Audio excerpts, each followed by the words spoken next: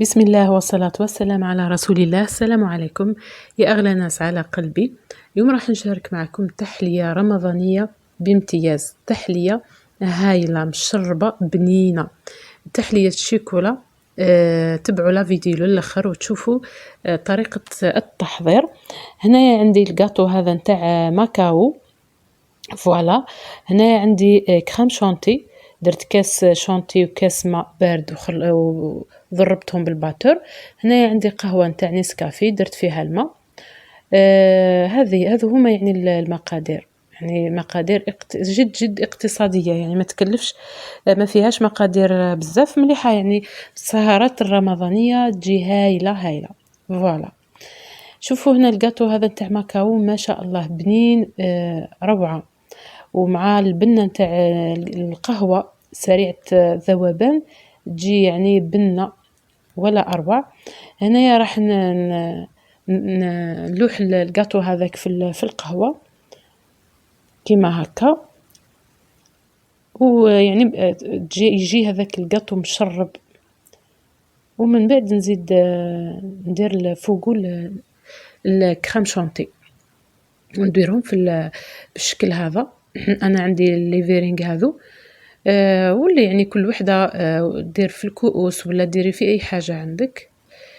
ليسونسيال ديري حاجه للسهره، الواحد يحلي يعني يحلي روحه بهم حاجه حلوه. شوفوا الطبقات كيفاه جاوني، طبقه نتاع الجاتو والطبقه نتاع الكريم شانتي.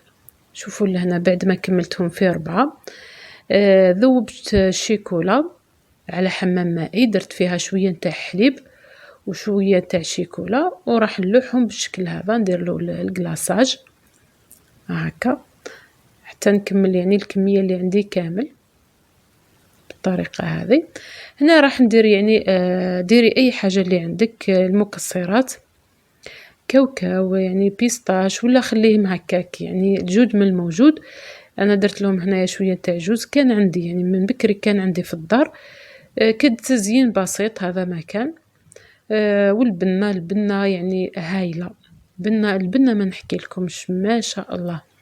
مع هذاك الجاتو والنسكافيه القهوة يعني، والكريم شانتي والجوز يعني والشيكولا، كل حاجة دارت يعني زادت بنة في اختها بالشكل هذا، يعني تحلية ولا أروع.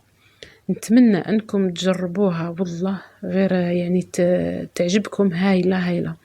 درك تشوفوها يعني نعتلكم يعني من الداخل كيفاه جات مشربة، هذاك الجاتو جاي يعني مشرب من الداخل، يعني مشرب من القهوة والبنة نتاع القهوة. يا اخي تعرفوا البنة نتاع القهوة تجي هايلة، درك تشوفوها يعني جات ما شاء الله. نتمنى أنكم تجربوا هذه التحلية، وخاصة رانا في يعني شهر رمضان الفضيل، إن شاء الله يا ربي تقبلوا علينا وعليكم يا رب العالمين. إذا هذه هي الوصفة نتاعنا لنهار اليوم، إلى وصفات أخرى بحول الله. ما تنسوش أنكم تشاركوا في القناة وتفعلوا الجرس باش يوصلكم كل ما هو جديد. مع السلامة، ثانمير.